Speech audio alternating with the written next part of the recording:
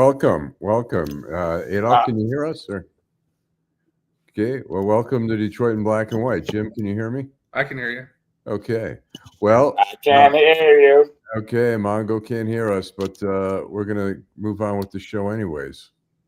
So I think we were going to talk about the, I don't really know enough about really who should replace the Democratic, the chair for the Michigan party. Jim, do you I did some reading today. It sounds like maybe Curtis Hertel's the guy, but I've got some ideas. Who are you thinking, Allan?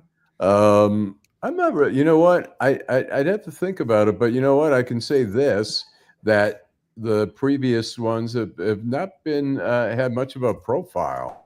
I mean, you're kind of ineffective. I mean, the Republicans finally got it together when they, booted Christina Caramo, but and I'll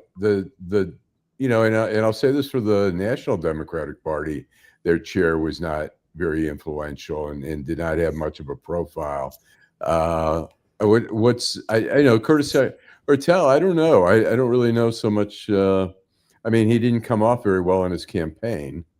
No, he sure didn't. And he looked kind of. I mean, the ads were effective. They were very negative. It made him seem very shady. And I don't know how you get out of that when somebody taints you like that. So. Okay. All right. There we are. Hey, you don't like my music is back with us. We're glad to hear from you up in Toronto. How's Toronto? The one of the great cities in North America. It's a great okay.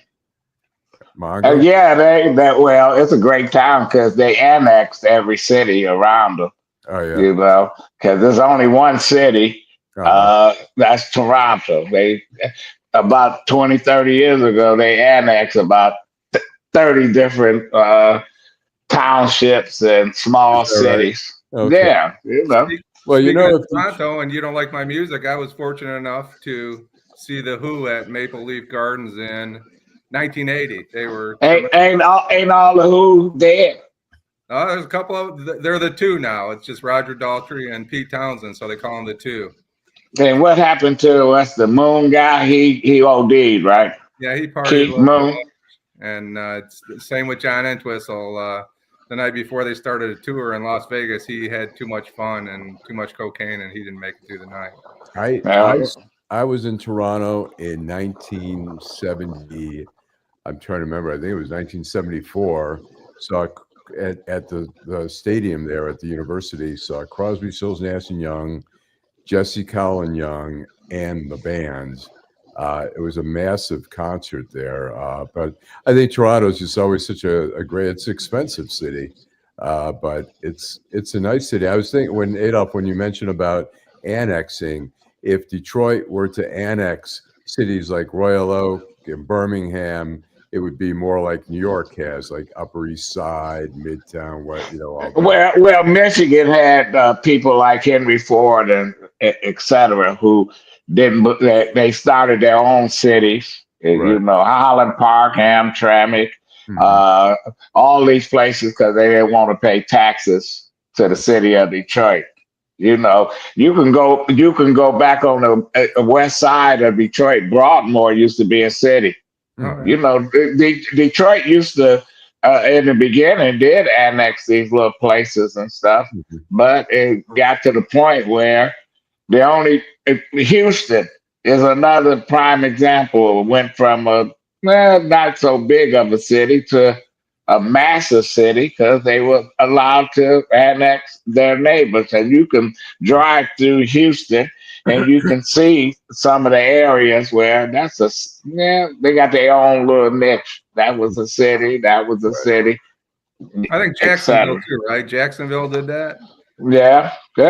Well, the concept. I mean, the concept of Highland Park and Hamtramck was that you would have better services and all that kind of stuff. But Highland Park is a disaster. It's a disaster when Chrysler leaves, headquarters leaves, Ford leaves, Sears leaves, everybody leaves, tax base left. Same way with Highland Pie has been dead a long time, Allan. Who cares about Ali Freder and Highland Pie?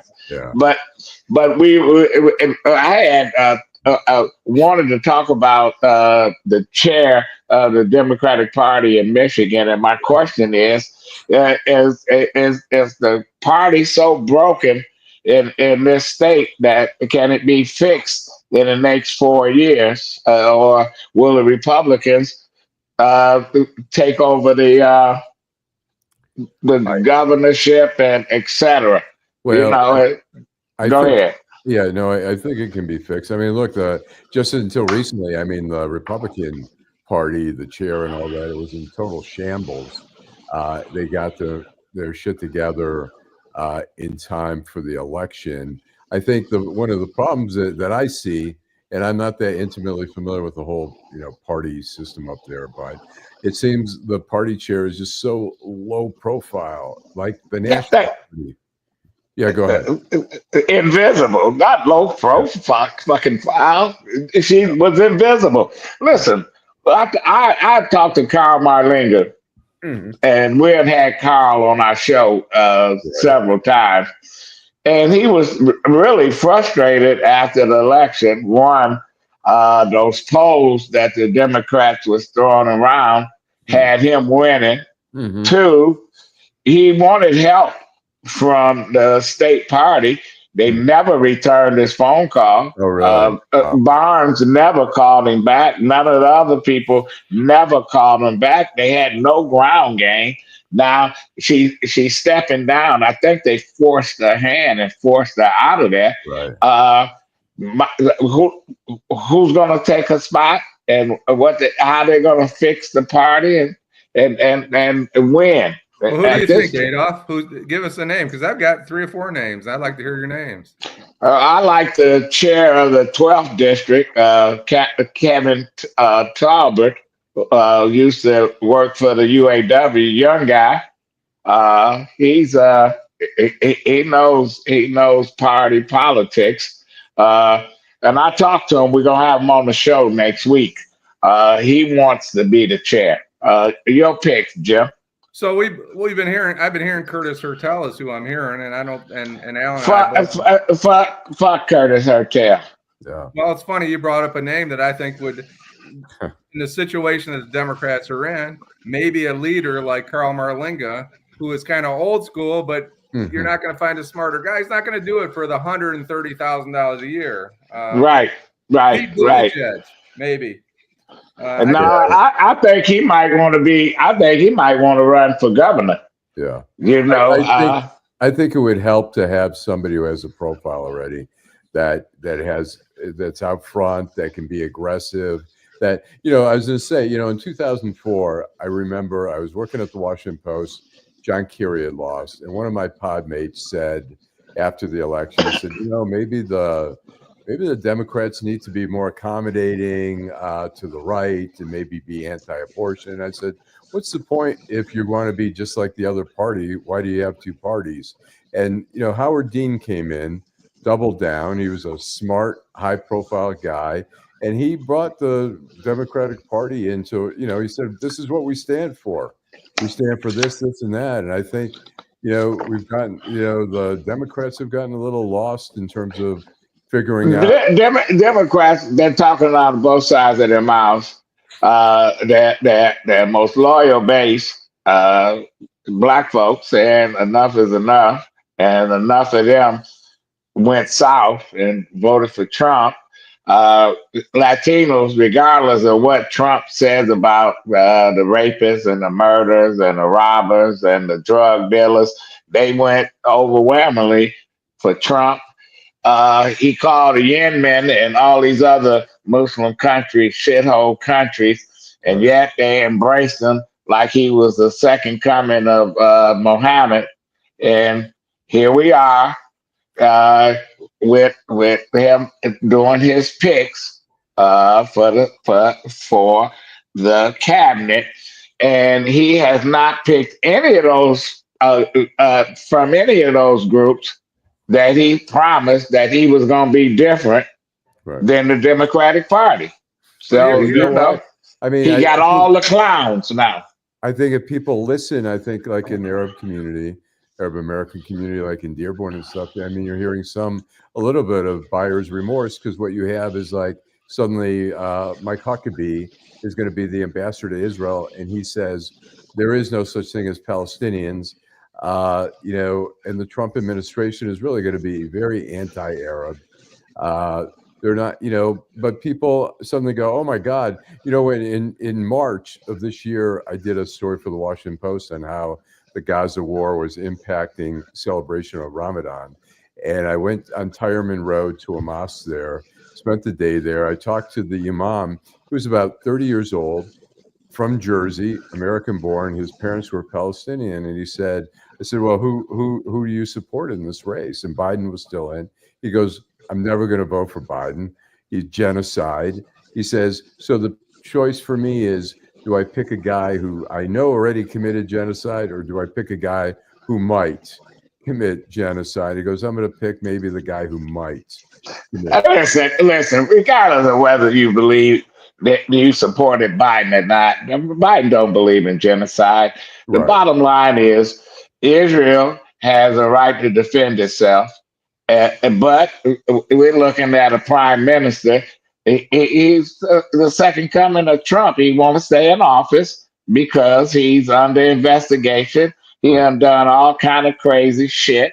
And two peas in a pod. Yes, the bottom line is that the Arabs, none of these countries wanted the Palestinians. They're just, it's just a bunch of talk. We feel bad. Do they really feel bad? Because the Palestinians been in these camps how long, Lengel? Well, since 67, since 48. 1948. But you know what it is? I mean, it's generations already. They're still referred to as refugee camps. These generations, the new generations, aren't refugees. I mean, some were pushed out when Israel was, you know, a state, and some left. But you know, the thing is, look, in 2000, I think, right when Hamas took over the Gaza, Egypt plugged up its border at the Rafah crossing, and if you go to Lebanon, in southern Lebanon, there's 250,000 they call living in refugee camps. They're not allowed to vote. They're not allowed to own property. And I asked, you know, Saeed Khan, who's the host of our other show, and I said, what's up with that? And he says, well, they don't want to let the Israelis off. They want a right to return. So we're talking about 76 years where these people have been.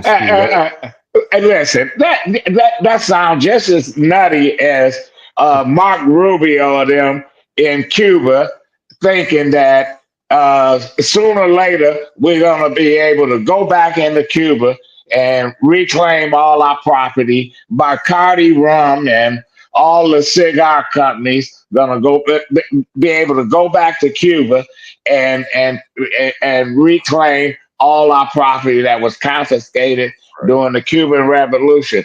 I knew a guy. He was Pakistani, but was born in Uganda, and he was a little kid when Idi Amin came to power.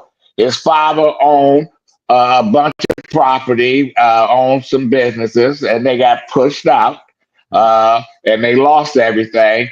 And he said his father had to come over here and, you know, be a janitor at a school.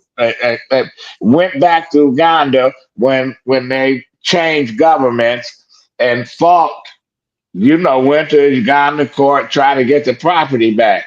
It just ain't gonna happen. Hey, you move, you lose, as they say in our neighborhood. My parents, my mother grew up in Czechoslovakia. Her family had a hardware store. They got rounded up, taken to Auschwitz. They never got their property back. My father was in Poland. They never got their property back. Did the Japanese get their property back? And when they got sent to internment camps, listen. But now that's when people talking reparations and stuff. You know, this is what we're talking about. Your take on this, Jim? Well, first, thanks, Karen, for spending some time with us tonight. And I want to go back to like my music was talking about the DNC a little bit. I want to back up. We were kind of talking about the Democrats. Right. A year ago, people were talking about the end of the Republican Party. Now today they're talking about the end of the Democratic Party. But the DNC is looking for somebody to blame. Instead of trying to pick up the pieces and move forward, they're caught up in this little, we have to blame somebody. It's Joe Biden's fault. Blame themselves. Look in the mirror. Look in the fucking mirror. Blame themselves. I mean, you can't move forward until you take responsibility and move on. They're not willing. They're not at that point to move on yet. And they need to get there quickly or they're going to end up.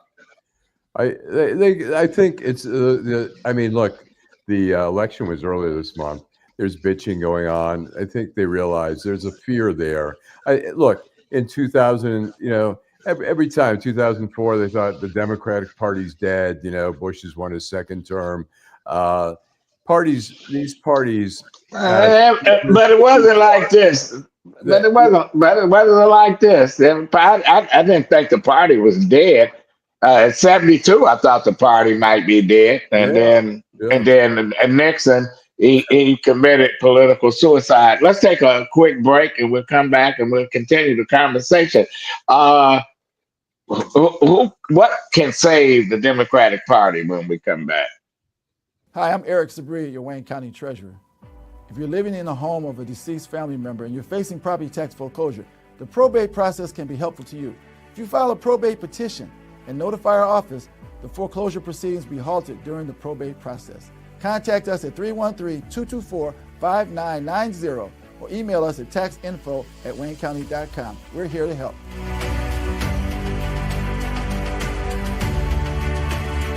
I love teaching others because when I first got into the healthcare field, people overlooked me. I was really a ninth grade dropout who had no education, but I was determined to make something of myself for my baby. So Motor City matched the funds I put into my business. They awarded me $20,000. So now I'm able to focus solely on first step healthcare training and give it everything it needs. All because I live in Detroit. In the heart of Detroit, Bruce Simpson. Our city ombudsman and his team are dedicated to making your voice heard. The City of Detroit Ombudsman is a liaison between the City of Detroit and all persons who have a complaint or inquiry into the operation of a city department or the conduct of a city employee. The Ombudsman works as an independent oversight to provide individuals with an opportunity of giving a confidential avenue to address complaints. You can reach the Ombudsman's office at 313-224-6000 or email us at ombudsmandetroitmi.gov. You can also visit us at the Coleman A. Young Municipal Center. For more information, go to www.detroitmi.gov and type in Ombudsman. We are here to help. In Detroit, we are all one team. When you win, we all win. Welcome back to Detroit in Black and White Friday edition. Allan Lengel, co-founder of Deadline Detroit, Jim Nardone. How you doing? Doing well. Good. Allan, do the Democratic Party need to be saved? Well, look, it's going to come back. It wouldn't be bad to really have a third party, but for right now, look, the Republican Party. I mean, the third parties have not fared very well. If there was a concerted effort, there seemed to be like the No Labels Party or whatever, which I thought maybe would get some traction, but they never did anything. I'll talk. Yeah, and I think, to me, it's interesting. I mean, the Democratic Party has to study like what's going on out there, like in the labor. Trump has just announced an appointment of a former Congress member. I think she lost. I don't know if she's from Oregon or something, but she's actually for the Labor Department, which is kind of shocking. Has picked somebody who's pro-labor, and I think the Teamsters kind of were pushing for this woman to get the appointment. And so, the Democrats. Here's the thing. Look, Joe Biden saved the pensions for all these huge pensions. He made sure they were funded for a long time now.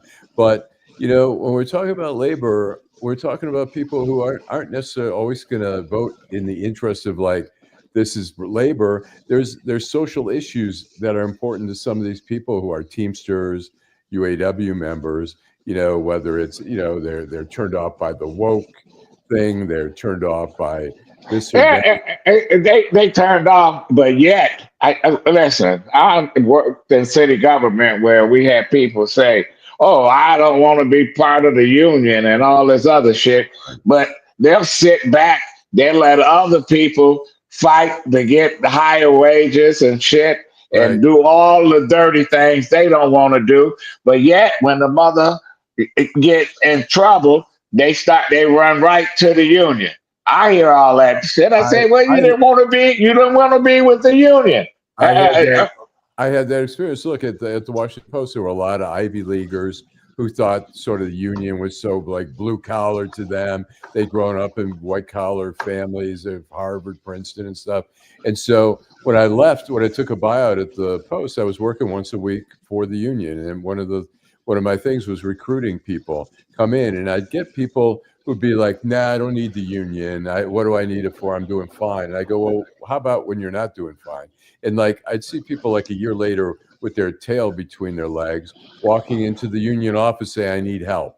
But I never understood it when Reagan came in office. He fired all the air traffic controllers out of the union, but yet got all rank and file reelected him. Jim, your take on that?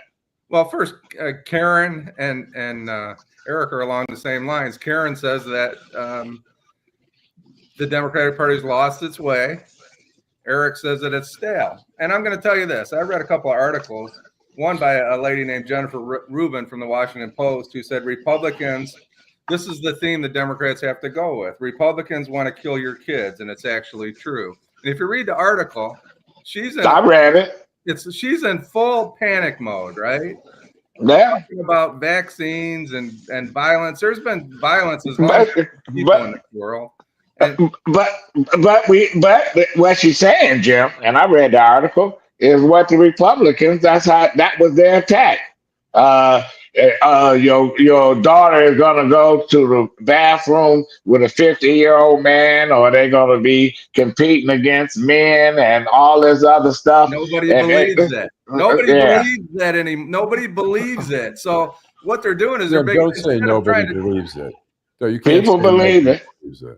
There are people who talk shit out there who they're digging a bigger hole for themselves, is what I'm getting at. If you looked at the last 3 or 4 months, that all this stuff came out about Trump, and people wouldn't have voted for Trump if they believed he's Hitler. People wouldn't have voted for Trump if he thinks that you can't get a vaccine, or if the Republicans want to kill your kids. Anybody that believes that, there's a lot of being in full panic is not a valuable step for the Democrats. But there's a lot of people believe that. Jim, go ahead, Allan. The Republicans used fear in so many ways in this campaign, and successfully is a great tool. Fear of the transgender, fear of, there's a lot of. But Allan, it's all up for grabs. You can say what you want to say.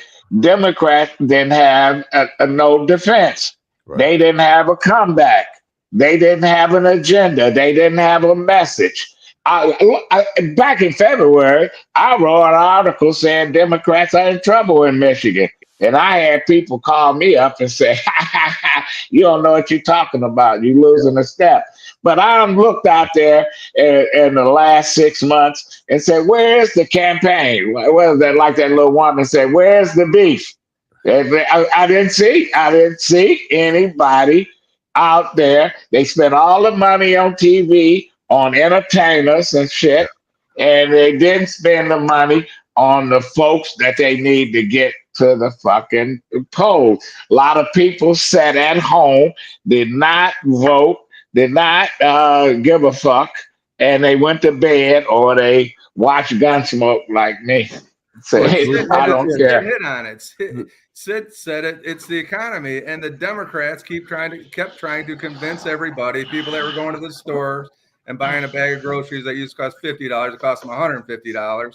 They didn't believe the Democrats. My point is, whether you like it or not, they don't believe Trump's leading us into World War III. They're more I don't think he's leading us in World War III. I think he's leading us in some chaos. But we'll see how it plays out.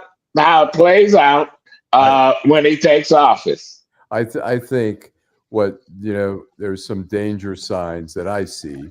I'm not saying, look, when he picked Marco Rubio, I'm like, all right, I don't really care for Marco Rubio, but it's a reasonable pick. But when he picked Matt Gaetz, and now he picks a woman who's an election denier, who's previously vowed to go after investigators, and he's saying we're tired of them weaponizing. He doesn't say they're tired of weaponizing the Justice Department. He says they're tired of weaponizing the Justice Department against me. It's not, and so you're going to see the weaponization. I just saw somebody announced. They said they want the FBI to start interviewing pro-Palestinian protesters, and we're seeing a danger here. I mean, protests is who cares? I mean, if you're legally protesting, you shouldn't be under surveillance, which we had a great history of the Michigan State Police. Well, that's they supported this guy. This is what they want to do. As we're saying, it's look, is he going to cause World War III? Probably not, but is he going to raise some questions about? Well, the guy might not finish his term because he's about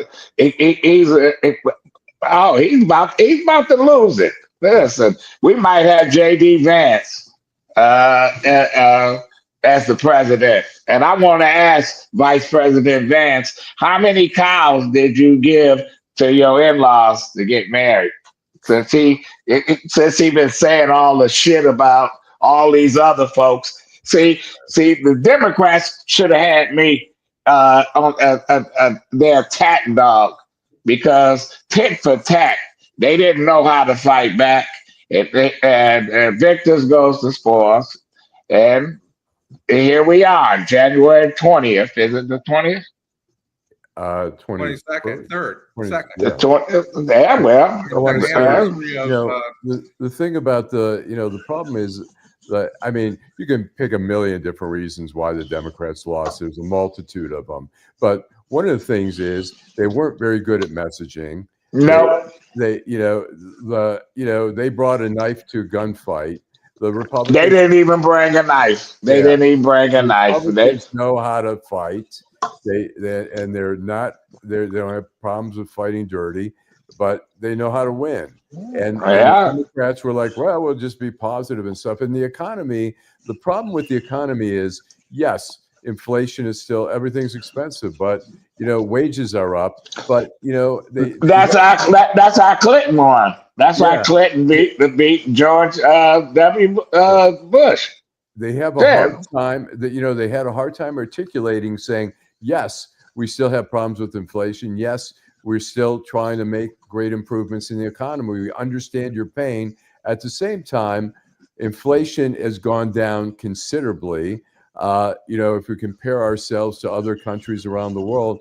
But people are not looking at charts. They're looking at their pocketbook. Yeah. And as I said that, final thought, Jim.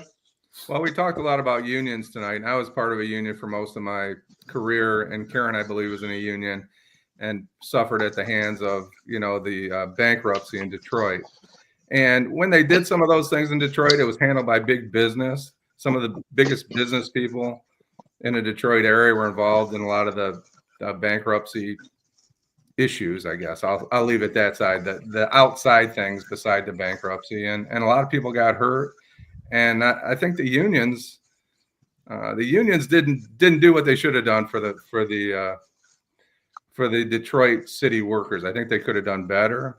And here we are, right? We have people in Detroit that worked their whole life for a pension and health care, and they have a pension, reduced pension, and no health care, and have to pay for it themselves. So we talk about the unions that are helpful, but sometimes the unions don't help. Allan, final thought. I'll just say this. I mean, when we talk about unions, we talk about unions as a whole. There are some that are very powerful There's some that are not very effective. Some, like any organization, some leaderships are better than others. I think the Democrats have to figure out to make inroads and convince people that they are the better party for the worker. And apparently they, there were plenty of union people who voted for Trump the thing to me is like, there's no indication. I mean, he applauded Elon Musk for firing people on strike. He just was loving that. And so we'll see how friendly they are to labor. And, maybe they'll figure it out, That's against federal law, firing somebody that's on strike. Well, it happens. Well, where's John L. Lewis and George Meany and Walter Reuther when we need them? They're all gone to the big union yard in the sky. To the disgrace. Prior to Sean Fain, and maybe the other person. I think there was questions. They was robbing more people than bank robbers. Right. Two of the presidents of the UAW ended up in prison. The UAW used to be, when I was on strike at the Detroit News, we were with the newspaper union. The UAW was so supportive of us. They were out there on the picket lines. They were giving us money on the holidays.